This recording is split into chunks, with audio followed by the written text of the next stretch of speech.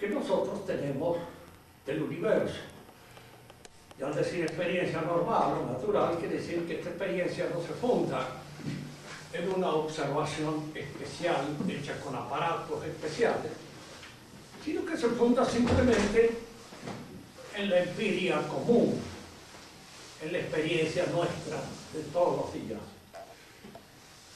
La primera prueba es aquella que surge del examen del movimiento, del cambio. La palabra movimiento, en términos de filosofía clásica, significa todo cambio, toda mutación, toda transformación. Y el movimiento supone siempre el paso de un estado virtual, potencial, puramente de una capacidad al acto, a la realización efectiva de una perfección. Por eso se dice que el movimiento es el acto de lo que está en potencia, y en tanto que está en potencia. Es decir, siempre es un acto o una perfección, o la realización de esta perfección como un paso de lo que es puramente potencial a lo actual. Santo Tomás parte acá de un razonamiento.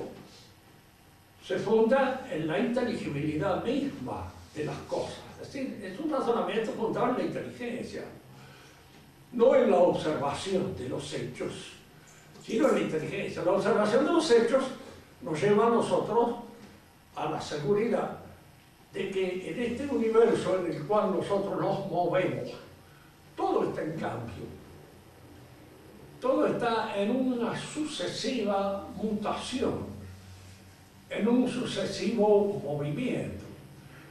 Tanto es así que podríamos decir, todo lo que sucede en el mundo ahora, ya, es nuevo. El ayer no existe, y el mañana tampoco existe.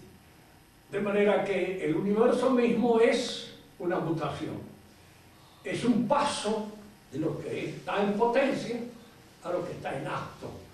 Pero para que este paso de la potencia al acto suceda, tiene que haber algo en acto que lo sostenga. ¿Qué quiere decir esto?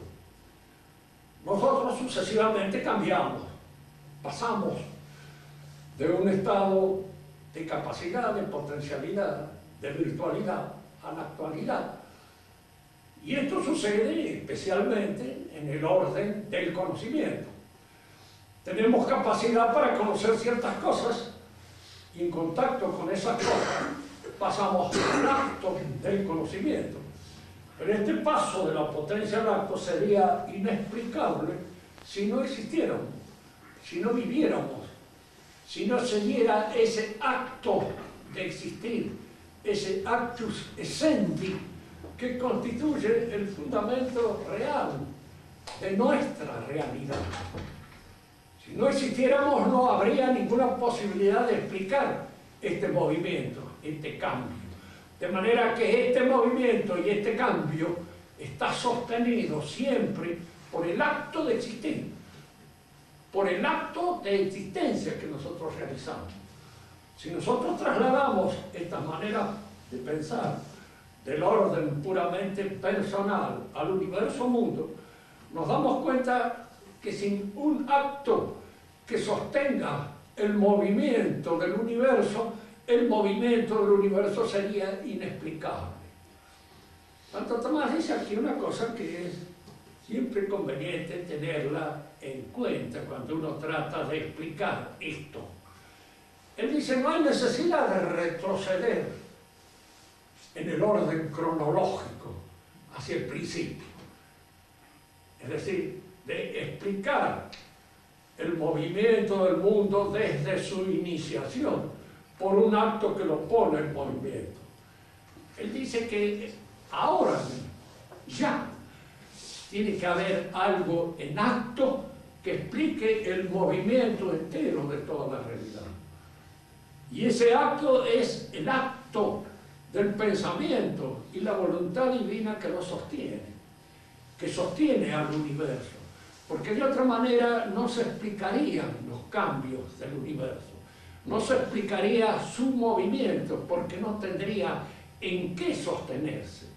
Este movimiento está producido precisamente por un acto que lo sostiene en su realidad, ya mismo. Es decir, que nosotros ahora, analizando, conociendo, considerando, reflexionando sobre el movimiento, tenemos que llegar a la conclusión de que está sostenido todo ese movimiento del universo por algo que está en alto. Así, análogamente a cómo todos los actos y las mutaciones que en nosotros se producen están sostenidas por el acto de existir. De la misma manera hay un acto en el fundamento de toda la realidad que es la presencia de la inteligencia y la voluntad divina que sostiene al universo en su contexto. Ese es, diríamos, lo que constituye la primera prueba dialéctica, prueba que se funda en razonamiento. Es decir, aquí es donde nosotros tropezamos a veces con ciertos prejuicios nacidos de la ciencia moderna que quieren que las pruebas sean visibles, tangibles, tocables, y no se fundan en pruebas fundadas en la inteligencia y en la razón. Dios no es visible ni es tocable. No hay ninguna posibilidad de dar una prueba visible y tocable de la presencia de Dios porque no pertenece a un orden de realidades visibles y tocables. Dios solo es inteligible y alcanzable indirectamente por la inteligencia a partir de nuestra consideración de las cosas. Las cosas reales no se pueden sostener en sí mismas si no están sostenidas por un acto essendi que las sostiene en su propia realidad. Si no, se desmoronaría el mundo, no sería nada. No habría ese paso constante de la potencia al acto. Las demás pruebas de la existencia de Dios son similares a esta, en el sentido que casi todas ellas parten de un hecho que nosotros podemos observar, podemos ver, e infieren la presencia de un principio en función del cual esos hechos se explican, y sin los cuales esos hechos no tienen una explicación plausible. La segunda prueba es aquella que se funda en la contingencia de los hechos. Es decir, todos los hechos que nosotros observamos, toda la realidad que nosotros vemos, no es en sí mismo necesaria. Queremos decir esto, no es que nosotros no seamos necesarios para esto, para el otro, para el otro. Relativamente podemos ser necesarios. Relativamente es necesario que haya aire para que nosotros nos mantengamos, nos sostengamos. Pero en sí mismo ni el aire ni nosotros tenemos la necesidad de nuestro propio ser en nuestra misma naturaleza. No existimos por ti. No somos porque necesariamente tenemos que ser. Somos de una manera contingente. Y lo que es de una manera contingente exige como explicación fundamental la existencia de un principio necesario que lo sostenga. Sin algo necesario que esté en el fundamento mismo de toda la realidad, no hay ninguna posibilidad de explicar este universo que se nos presenta como contingente, como que teniendo un nacimiento en el tiempo, surgiendo de qué. Fíjense que las explicaciones a veces científicas suelen en esto caer en pedido a nuestra imaginación, que no lo son las explicaciones de tipo metafísico. El Big Bang puede parecer una explicación para alguien, pero en realidad no es ninguna explicación. Es decir, que haya habido un estallido en función del cual todo lo que constituye la variedad misma del universo ha ido desplegándose. ¿Desde dónde? ¿A partir de qué? Fíjense que este pensamiento o esta idea de que el caos engendra la realidad es una idea antigua y es una idea que nace en nuestra civilización otra vez de nuevo a partir del romanticismo. Es una idea que, transportándola del orden del mundo físico al orden del mundo de los hombres, es aquella que permite a los hombres creer de que todas las cosas van surgiendo, por ejemplo, del pueblo. El pueblo es el nisus, es el conato, de la cual surge todo lo que es. Una idea romántica, una idea absurda al mismo tiempo, porque no explica nada. Las cosas nacen de la inteligencia de ciertas personas, que son capaces de concebir esto o lo otro, y los otros pueden aprenderlo, pero no nacen así como por ensalmo de esa realidad un tanto caótica y limitada, que no sabemos nosotros qué presencia real oculta a la que llamamos pueblo. Cuando nosotros hablamos de la voluntad del pueblo, de las ideas del pueblo, de la sabiduría del pueblo, estamos hablando de tonterías en el aire, que no tienen absolutamente ningún fundamento real, es decir, no tienen fundamento inteligible. Se fundan en esa apreciación puramente romántica de que del caos surgen las cosas.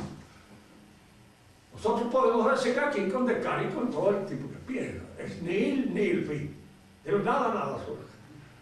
Del caos no surge nada si no hay algo en acto que lo hace. Las cosas que aparecen ante nosotros tienen una inteligibilidad. Y la inteligibilidad de una cosa supone una inteligencia que las realiza. Kant suponía que esa inteligencia era la nuestra. Y que nosotros, al pensar, al conocer, al ver las cosas, las componíamos, las conformábamos, las hacíamos inteligibles, las conformábamos al modelo, a la matriz propia de nuestra inteligencia. Era nuestra inteligencia la que recibía esas especies de sensaciones caóticas, las ordenaban en su interior y constituían el universo, que venía a ser el universo una proyección de nuestra propia inteligencia. La explicación de Kant es una explicación que en alguna oportunidad hemos observado nosotros, hecha con mucha inteligencia, pero a veces se olvidan un pequeño detalle.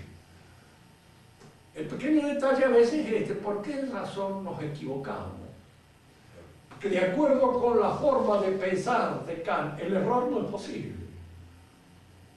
Todo lo que se me presenta a mí está así, en mi inteligencia, y está conformado por mi inteligencia. Y luego cuando cierro, ¿en dónde se produce el desfasaje? ¿De mi inteligencia con qué? Aquí es donde el pensamiento clásico nos enseña. El conocimiento siempre, en el conocimiento puede haber un desfasaje entre lo que yo entiendo y la idea divina que sostiene la realidad. Yo trato de comprender la idea divina, pero nunca la comprendo en toda su plenitud. ¿Por qué no la comprendo? Pues si la comprendiera en toda su plenitud, las cosas estarían en mi mente, tal como están en la mente divina. Y tal como están en la mente de la segunda persona divina, que es la persona divina misma, reflejada en su propio pensamiento, exhaustivo y total. Nosotros eso cometemos errores, y el error supone un desfasaje, es decir, supone de alguna manera la imposibilidad de que nuestra inteligencia cubra toda la inteligibilidad de las cosas, porque nuestra inteligencia no es la inteligencia de Dios. Conocemos lo que podemos, nos aproximamos al pensamiento que Dios tiene de las cosas, y en esa aproximación al pensamiento que Dios tiene de las cosas es donde se juega toda la limitación, la proyección y la posibilidad de nuestra inteligencia. Partimos entonces siempre de este hecho, que es un hecho que se impone a nuestra inteligibilidad. Todo lo que hay en el universo está sostenido por una inteligencia capaz de pensarlo y de sostenerlo. Hemos dicho en varias oportunidades aquí hablando y exponiendo la prueba de la existencia de Dios de tipo platónico, que cuando nosotros penetramos en una realidad, lo que realmente la constituye es una idea. es una programación de los elementos materiales que la constituyen. Y si es una programación de los elementos materiales que la constituyen, es una idea lo que le está sosteniendo. Pero es una idea efectiva, es una idea real, sostenida realmente en la mente de Dios y a la que nosotros solo podemos llegar de una manera asintótica. Podemos llegar, diríamos así, extrayendo o dejando de lado todo aquello que nuestra inteligencia no puede crear, no puede penetrar. Toda su realidad individual y concreta escapa a nuestra inteligencia. Yo no puedo conocer a ustedes, pero mis conocimientos de ustedes no son ustedes. Y el conocimiento que Dios tiene de ustedes son ustedes. Lo que verdaderamente son ustedes es lo que Dios conoce de ustedes. Por eso, de alguna manera, aproximarse a sí mismo, entrar en su propia realidad, es, en alguna medida, entrar en el pensamiento que Dios tiene de nosotros mismos. La tercera prueba está fundada en la causa eficiente. Aquí conviene que digamos algo acerca de lo que son las causas en el pensamiento tradicional. El pensamiento moderno ha renunciado a la idea de causa. ¿Por qué? Porque la causa no es nada visible, no es constatable. Hay un fenómeno que se constata y otro que de alguna manera se proyecta a raíz de este.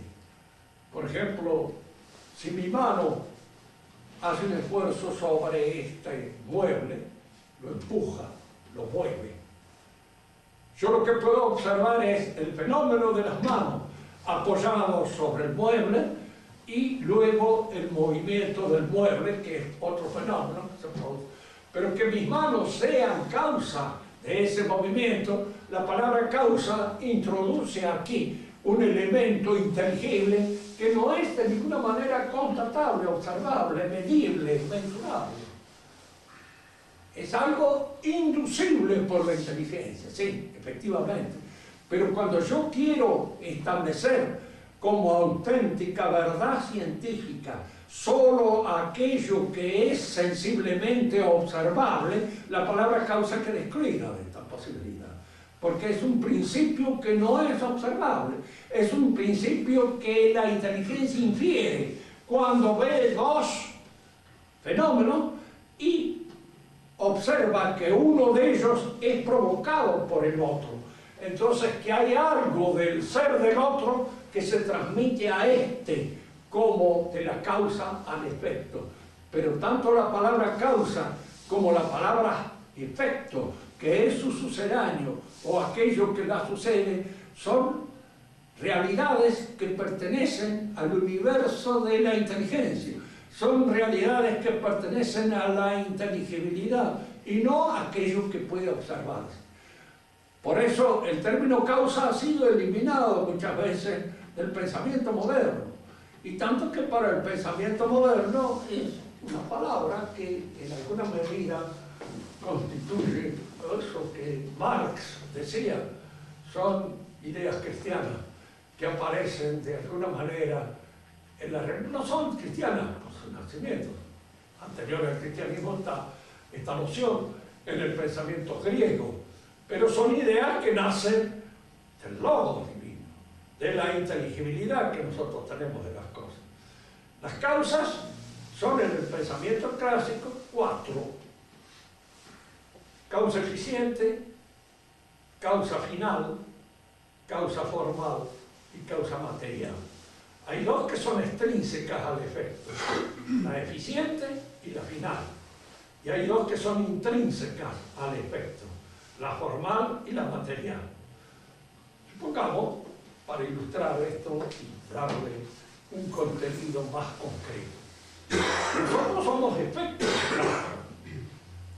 Hay una causa eficiente, aquella de las cuales dependemos en nuestra constitución real, aquella de la cual dependemos en lo que se llama nuestro nacimiento. Esta causa eficiente, inmediata, constatable, son los padres que nos generan a nosotros y son exterior a nosotros. Hay una causa material es decir, son los elementos que constituyen nuestra realidad, estos elementos que configuran el aspecto físico de nuestra realidad, aquellos que están en los gametos, que nos generan y que de alguna manera son y provienen de nuestros padres.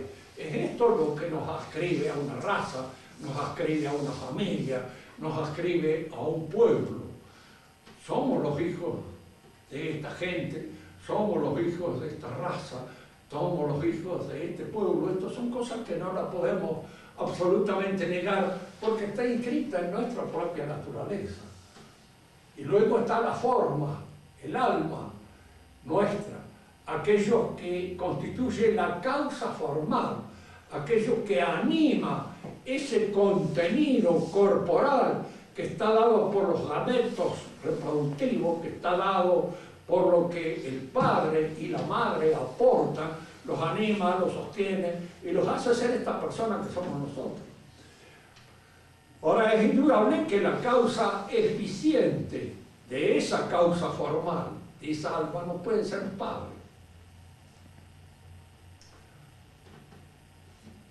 Diríamos, un embriólogo me diría, no son los padres, ¿quiénes son?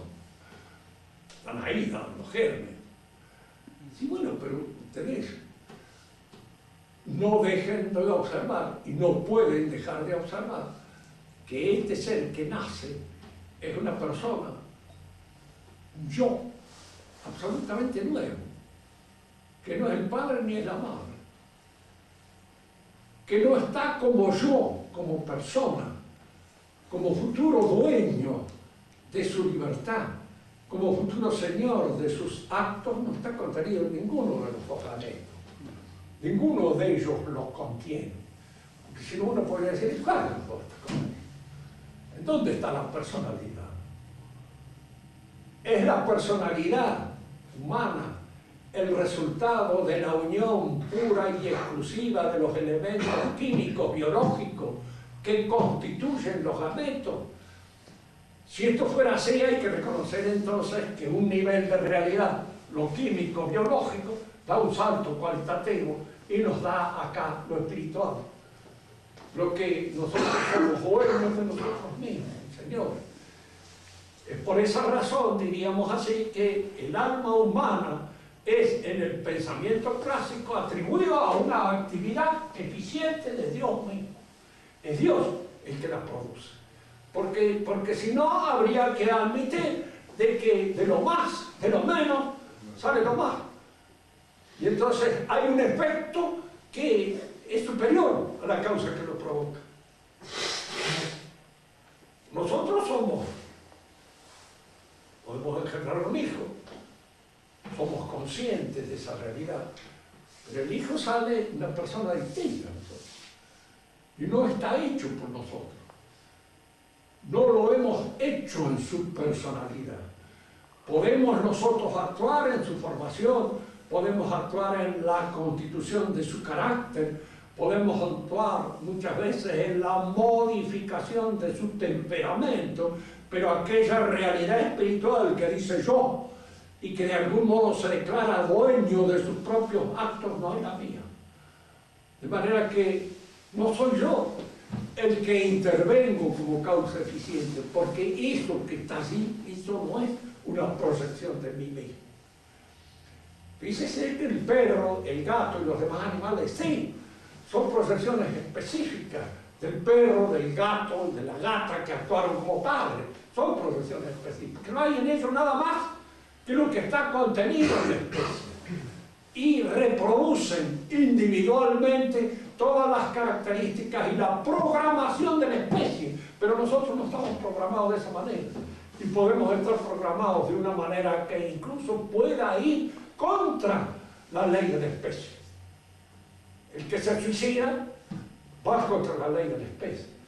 El que actúa de una manera distinta, él se niega, diríamos así, a muchos actos que la especie le propone, lo hace con toda conciencia y lo hace por una determinación y una decisión que es en él personal.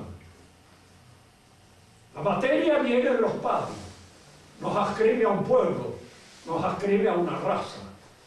La forma viene de Dios. Y esta forma que viene de Dios es lo que constituye la causa formal de nuestros actos.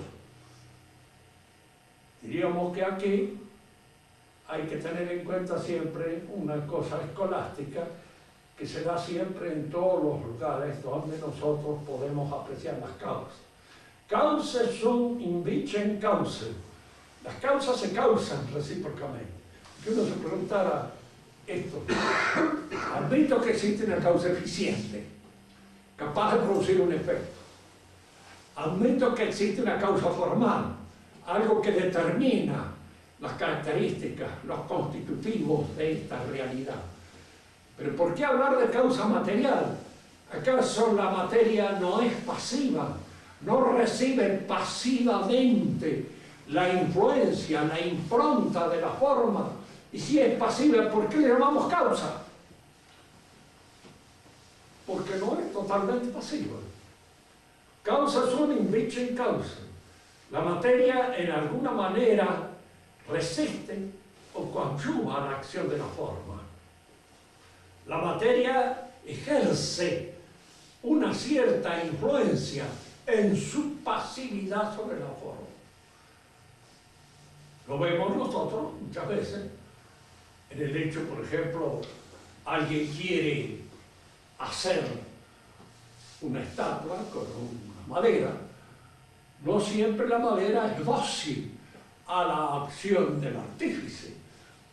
Y esa oposición que la materia pone es la que a veces puede modificar un poco el tono, el matiz, las características de la acción que el artífice quiere darle a la estatua. La forma entonces, en alguna medida, sufre la influencia, ya sea por el carácter de resistencia o no, de la materia que está informando. Y la causa final es aquello para lo cual una realidad está hecha. Cuando nosotros hablamos del hombre, que lo hemos tomado acá como ejemplo, porque es mismo, y nos preguntamos cuántas veces para qué estamos hechos. Suponemos, a partir de todas estas cosas que hemos venido hablando, que Dios nos ha hecho para algo. Y ha querido decir algo con cada uno de nosotros. Porque nosotros somos palabras en el gran poema de la creación, que es divina. Y este gran poeta de la creación divina no dice palabras de gusto, no dice palabras inútiles. Todo tiene su sentido. De alguna manera algo ha querido decir conmigo. Personalmente no lo sé. Y la mayor parte de ustedes tampoco lo saben. No sabemos qué es lo que ha querido decir conmigo. Pero de alguna manera me doy cuenta de que a través de toda mi existencia me ha ido llevando por cosas, por caminos, a hacer cosas que yo tal vez no estaban así dispuestas en mi voluntad, en mis deseos, en mi, digamos, en lo que yo podía creer en un momento determinado que fuera mi vocación. Yo me he llevado por caminos diferentes, a enfrentarme con situaciones diferentes, y en esas situaciones diferentes he ido extrayendo la experiencia de la cual puedo tener. Que estoy hecho para Dios, pues indudablemente es una cosa que surge de este pensamiento teológico que estamos llevando nosotros con nuestras dificultades inherentes. ¿Por qué estoy hecho para Dios? Porque si no estoy hecho para Dios, ¿por qué estoy hecho? Para pagar impuestos, para, diríamos, mantener de alguna manera el aparato del régimen gubernamental dentro del cual vivo, para colaborar en la tarea de limpiar la ciudad. ¿Y para qué quiero limpiar la ciudad? Y en la medida en que voy proponiéndome todas estas cosas, me doy cuenta que si no estoy hecho para conocer a Dios, para servirlo, y para de esta manera conquistar la salvación de mi alma, no tiene sentido mi existencia. Es un absurdo. Y les he dicho muchas veces, y lo repito, entre el absurdo y el misterio, hay que elegir el misterio, porque lo otro es absurdo, no tiene pie ni cabeza. Y todo lo que yo pueda decir, lo digo al gusto, porque la muerte es el fin que pega un manotazo y se acaba todo. Y este fin es siempre trágico en nuestra existencia. Alguien me dirá, pero usted tiene una visión muy pesimista del universo. Si usted la tiene muy optimista, lo felicito de todo corazón. En realidad, tiene una visión bastante deformada de lo que es la realidad y no la ve, diríamos, en toda su plenitud. O esto tiene salida para arriba o no tiene salida. Esta es una cosa que inevitablemente se impone a nuestra consideración. Dios obra sobre el universo como causa eficiente, lo sostiene en su realidad y como causa final. ¿Por qué? Porque no puede ser de otra manera. Si lo ha hecho con un propósito. Y ese propósito no puede ser otra que la gloria misma de su propia realidad. Para eso lo ha hecho. Que nosotros no nos damos cuenta, bueno. Somos libres. Y al decir que somos libres quiere decir que no estamos determinados por una visión clara y precisa de cuál es nuestro fin. Que si tuviéramos esa visión clara y precisa del bien que constituye el fin propio de nuestra realidad, no tendríamos problemas. Iríamos directamente a ese fin, porque lo veríamos como el objetivo pleno. Pero no lo vemos como el objetivo pleno. Lo vemos en el claro oscuro que imponen nuestras confusiones, nuestros deseos, la oscuridad de nuestro entendimiento, que se ve muchas veces oscurecida por elementos de tipo pasional. No olvidemos nunca que las pasiones no son solamente las grandes pasiones fogosas de los amores a los Juan Tenorio, a los Romeo, a los Julieta.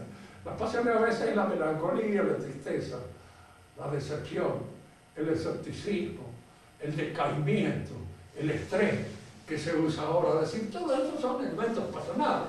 Y son elementos pasionales que obran sobre la inteligencia e impiden en un momento determinado que uno vea con claridad el fin, aquel para el cual está asignado.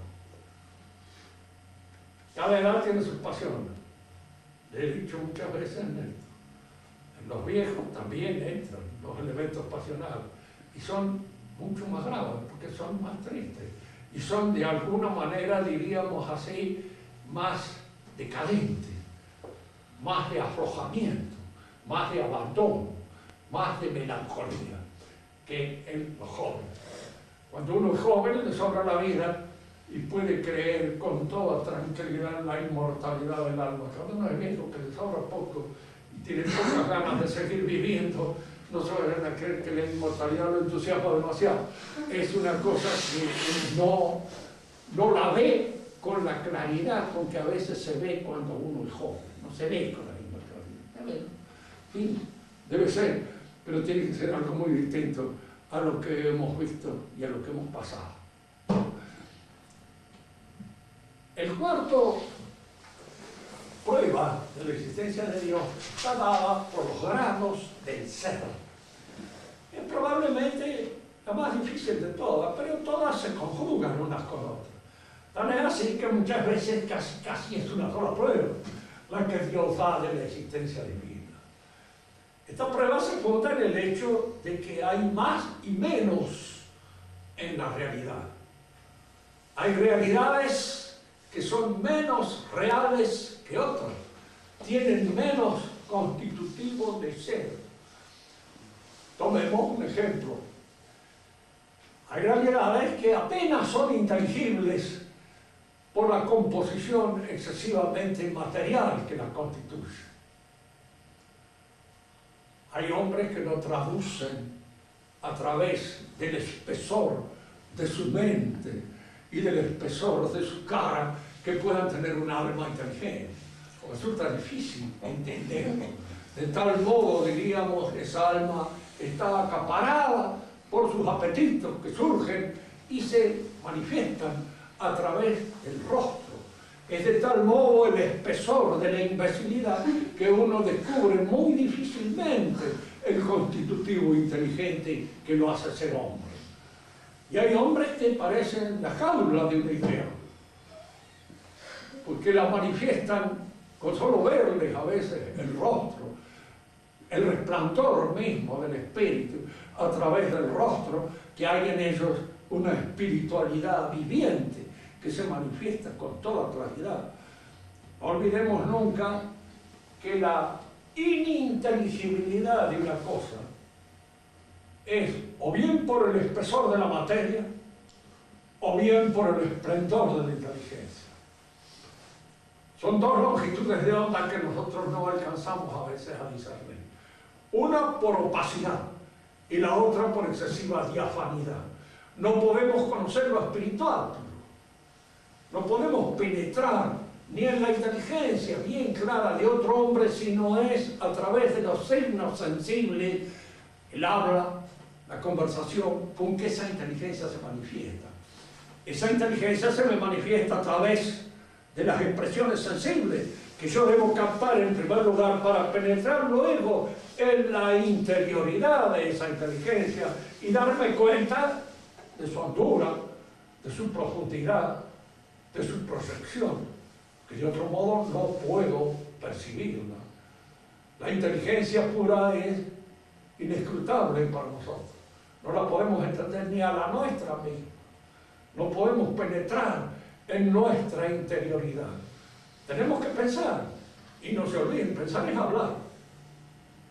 Aun cuando las palabras se digan en secreto, se pronuncien intrínsecamente y no se pronuncien extrínsecamente. Uno está pensando con palabras, y al pensar con palabras está pensando con signos sensibles, con signos sonoros, que son los que me permiten a mí mismo conocer la interioridad propia de mi pensamiento. De otro modo no lo conozco. Me siento entonces frente a la realidad así. La realidad tiene grados de ser. Los grados más altos del ser es aquellos en los cuales no solamente hay inteligibilidad, sino también inteligencia, que es el caso nuestro. Y esta inteligencia que se manifiesta fundamentalmente en la posesión de uno mismo. Piensen bien en esta palabra. ¿Qué es la posesión de uno mismo? ¿Qué es eso que en términos de buen español llamamos el señorío? Aquello que me hace ser dueño de mi propia realidad. La pregunta que ahora cualquiera se le puede ocurrir, pero es que soy verdaderamente dueño de mi propia realidad. No soy hasta por ahí nomás. A veces mi realidad se me escapa, se me va de la mano. Aparecen elementos en mi personalidad que escapan al control de mi señorío, que se van del control de mi señorío, que me hacen hacer cosas que no quisiera hacer. Y las hago. Vidio meliora, provoque, deteriora secum, dice en latín. Veo lo mejor, estoy de acuerdo, y hago lo peor. Porque en un momento determinado, viendo lo mejor, estando de acuerdo que eso es lo que debo hacer, hago lo peor, porque no hay un control de mí mismo. Porque hay elementos pasionales que se me escapan, porque hay elementos apetitivos de los cuales no logro un dominio completo y se me van. Entonces, en la realidad nosotros observamos que este aumento de ser, esta capacidad de ser más, esta gradación del ser está relacionado con la posibilidad de la posesión de sí mismo. El ángel, el verdadero ángel, es el que es dueño de su propia realidad. El diablo ya no es más dueño de su propia. Por eso no conoce el bien del intelecto, como dice Dante. No conoce el bien del intelecto, conoce el mal. Conoce todos los laberintos que conducen a la caída, pero no lo conoce. Por eso va y lo tienta a nuestro Señor. ¿Por qué? Porque no lo conoce, no sabe qué es Dios. Sospecha que puede haber eso de la envidia, de la rabia, de la fastidio, pensar de que este hombre es la encarnación divina, pero no lo sabe con seguridad. ¿Por qué? Porque si lo supiera con seguridad, no varía. Pero no lo sabe con seguridad y por eso no lo ama. Él ha perdido la posesión de sí mismo. Y al perder la posesión de sí mismo, ha perdido gradación en la realidad. En Dios la posesión de sí mismo es absoluta, total. Por eso, en ciertas oportunidades hemos hablado, porque siempre salimos frente a esa objeción de los que ponen la voluntad de Dios por encima de su inteligencia. Dios puede hacer un círculo cuadrado, no. Hemos dicho muchas veces que no lo puede hacer. ¿Por qué? Porque es absurdo, es estúpido. Y Dios no hace cosas imbéciles, hace cosas inteligentes. Porque en Él la posesión de sí mismo supone la posesión de una inteligencia absoluta. Y la posesión de una inteligencia absoluta significa el dominio de su propia realidad. Y el dominio de su propia realidad, que es una realidad inteligente, supone que de ahí no surgen nada más que cosas inteligentemente hechas. En los demás seres, la gradación se da precisamente por esta posesión. Cuando se pasa de lo puramente inteligible. Un caballo es algo inteligible, lo podemos estudiar, lo podemos ver, podemos usarlo, podemos considerarlo, podemos observar sus costumbres, etcétera, etcétera. Todo eso se nos hace nuestro, pero no es inteligente. Y al no ser inteligente, su ser es un ser más limitado que el nuestro. El nuestro es inteligente. Y aquí es donde nosotros pensamos, ¿por qué si somos inteligentes estamos tan expuestos como estamos a tantas cosas que los caballos no sufren, que los monos tampoco sufren, que ninguna bestia zoológica sufre? Pues nosotros podemos decirlo precisamente por eso. Hay que pagar el derecho al piso. Y al decir que hay que pagar el derecho al piso, queremos decir toda prioridad que se nos concede trae un peligro. Y todo peligro trae indudablemente una exposición, un pecado propio de ese peligro, en el que se cae. Pecados de inteligencia cometerá el inteligente, nunca el imbécil. El imbécil comete pecados de imbecilidad, pero no pecados de inteligencia. Comete pecados de torpeza, pero no de inteligencia. El hombre fuerte puede cometer errores que nacen precisamente de su fortaleza, que nacen de su vigor, y no lo puede cometer el que es débil.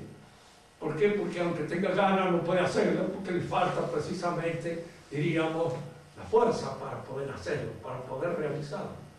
Por eso también, en los grandes pueblos, como en los grandes hombres, los defectos, los elementos pasionales, nacen a la altura de sus capacidades. Yo muchas veces he visto esto. Los judíos fueron elegidos como pueblo. Cuando Cristo vino y fundó la iglesia, no tuvo en cuenta al pueblo judío. No la fundó como una sucesión del pueblo judío que fuera el mismo pueblo judío, no lo hizo. Eligió a este, a aquel, al demás. Eran indudablemente súbditos del pueblo de Israel, pero eran personas elegidas por él. Y la sociedad católica se funda como una sociedad de personas, no como un pueblo. El pueblo judío se resiente con Cristo, no lo reconoce porque Cristo no lo reconoce como pueblo. Reconoce a las personas y funda con las personas la iglesia, pero no el pueblo. ¿Cuál era, diríamos así, la prioridad del pueblo judío? Haber sido elegido como pueblo por Dios para que naciera de él el Mesías. ¿Cuál es el pecado propio del pueblo judío? Este, el pecado nacional, que no pudo concebirse sino como pueblo.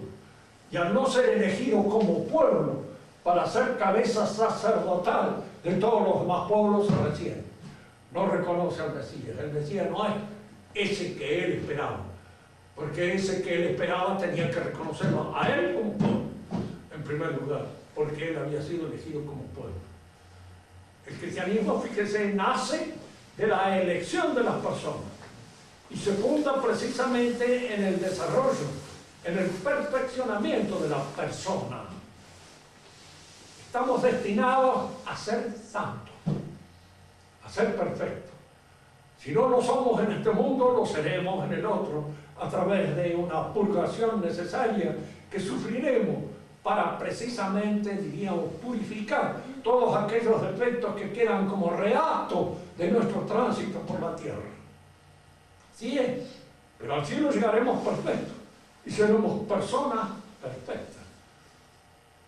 ¿Cuál es el pecado propio del cristiano? El personalismo. ¿Qué quiere decir eso? Que ponga como centro de toda la realidad a la persona. Fíjense, el protestantismo es eso. El protestantismo es el que niega a la iglesia su magisterio. Y el magisterio ahora lo tiene cada una de las personas. Más, esas personas pueden reunirse, sí, efectivamente, y constituir una pequeña capilla. Y esa pequeña capilla es lo que llamamos nosotros una capilla pastoral, para predicar. Por eso cuando la iglesia nuestra habla tanto de una reunión pastoral hay que desconfiar. ¿Por qué? Porque se está cayendo en el protestantismo. Las iglesias protestantes sí se reúnen para comentar la Biblia, pero el comentario de la Biblia queda librado a la interpretación de cada uno de nosotros, de cada persona. Y es esa cada persona la que en alguna manera decide sobre lo que Dios ha dicho acerca de nosotros y de nuestro destino. Fíjense que aquí el personalismo que la iglesia alienta toma una faz corrompida, se hipertrofia, se exacerba y se convierte de alguna manera en centro ahora interpretativo de toda la realidad religiosa.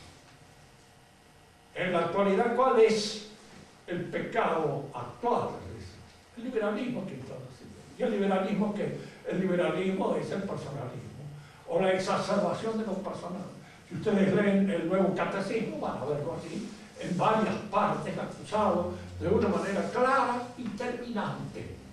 Es decir, hay un personalismo que constituye típicamente la herejía de nuestro tiempo.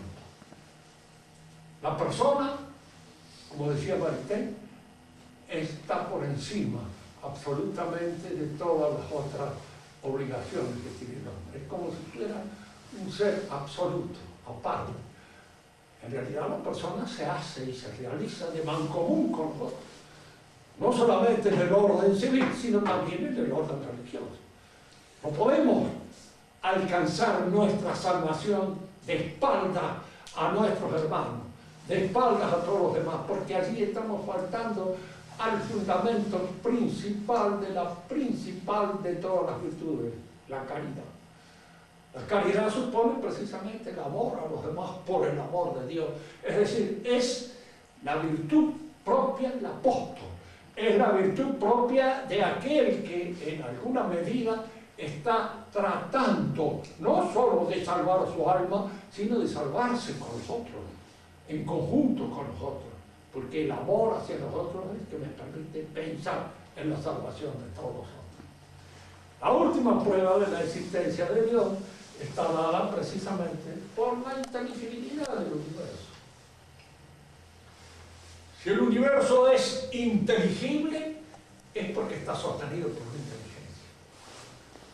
Si hay un orden teórico, fíjense que acá conviene que señalemos otra vez esto, que vivimos en una época en que lo teórico prácticamente ha desaparecido, confunde.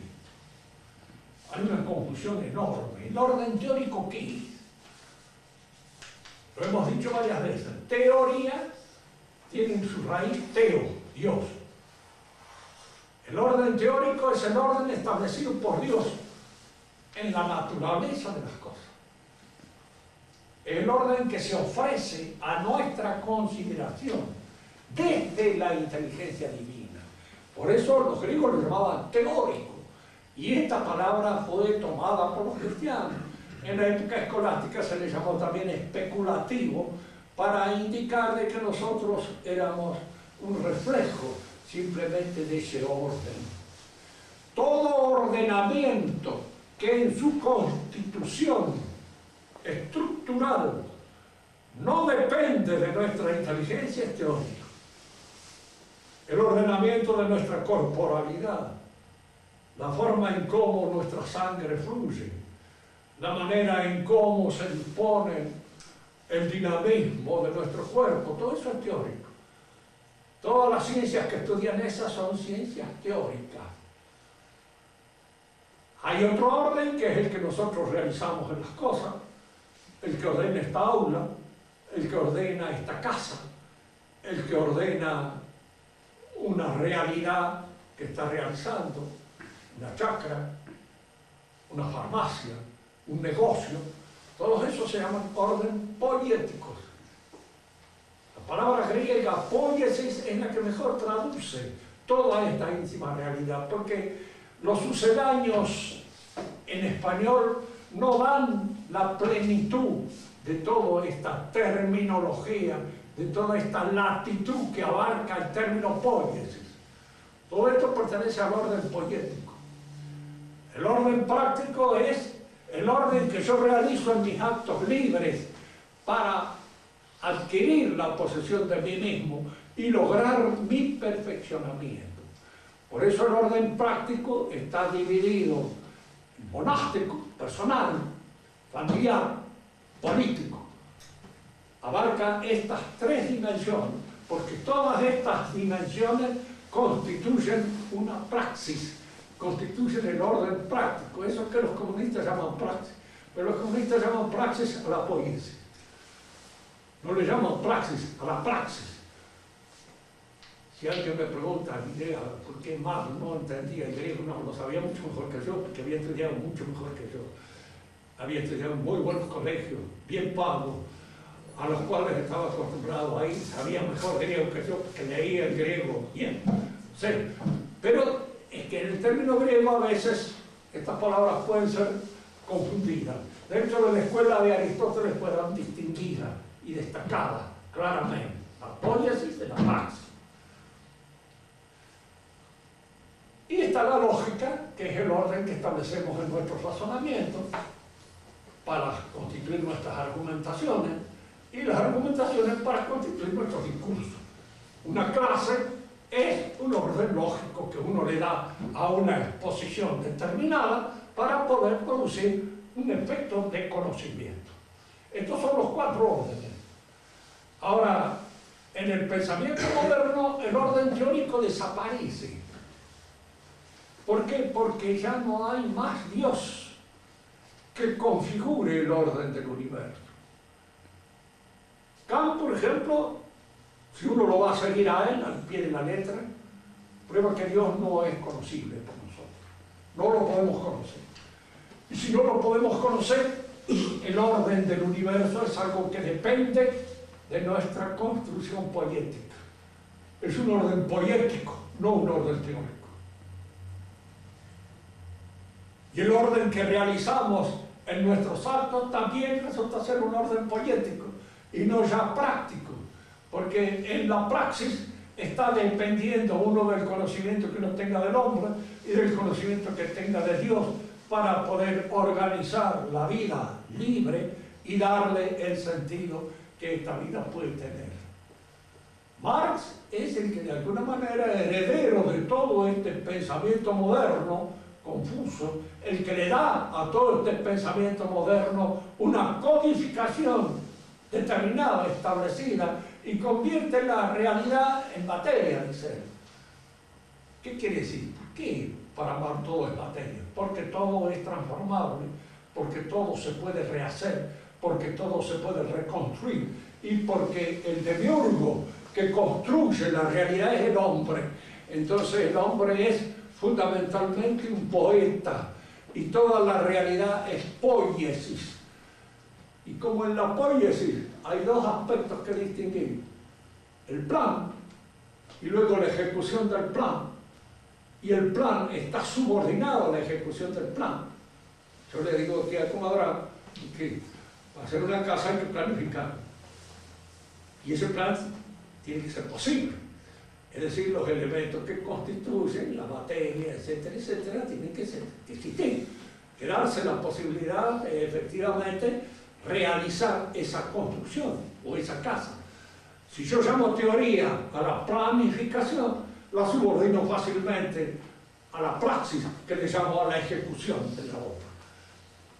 El Marx está actuando una mentalidad moderna, típicamente poética, que se da ya en los dos pensadores idealistas, Kant y Hegel. En ellos hay esta concepción poética del universo, con la diferencia de que Marx dice que hay que hacerlo. Ahora hay que realizar. Dejémonos de estar pensando en que esto se puede realizar, sino en realizar. Con esto damos por terminada nuestra referencia a las tesis tomistas y quedo a la disposición de ustedes si quieren que les dé algunas otras clases. Podemos conversar. ¿Tienen alguna pregunta que hacer? A ver, usted, Clarita, que está dispuesta a hacer preguntas. Profesor, perdón. No, primero. No, para sacarte la dificultad. En Marx, la praxis, ¿qué es bien? No entiendo cuál, porque... Bueno, ahí la palabra praxis le da el sentido de lo que nosotros llamamos poiesis. ¿Pero qué vendría a ser? ¿Como teoría y práctica al mismo tiempo? Lo que pasa es esto, él llama teoría a la parte planificadora de un proyecto poético. Pongamos, por ejemplo, quiero hacer un gobierno, lo planeo. Esa planificación le llama teoría política. Y luego viene la realización, y que le llama praxis. Pero está hablando mal el griego, es decir, no es que lo hable mal al griego, porque el griego se presta a esas confusiones. Siempre fue un idioma muy rico y que se presta mucho a las confusiones en el uso de las palabras. Por eso los bizantinos discutían tanto y hablaban tanto. Los latinos menos, porque tienen más precisión jurídica en el uso de los términos. Pero a partir de la escuela de Aristóteles se le dio poiesis al nombre, a la ejecución de obras exteriores o interiores al hombre. O por ejemplo, si te presentas delante de alguien y querés hacer un papel X, hacer un poco de teatro. Bueno, eso ya pertenece a la poiesis, no a la praxis. Porque la praxis es aquello cuando ordenas todas tus actividades en función de tu perfeccionamiento. Pero cuando querés imponer una imagen o querés dar una impresión determinada, haces teatro. Y al hacer teatro estás en la poiesis. Peinarse es poético, vestirse es poético, arreglarse, todo eso pertenece al orden de la cosmética, que es poética.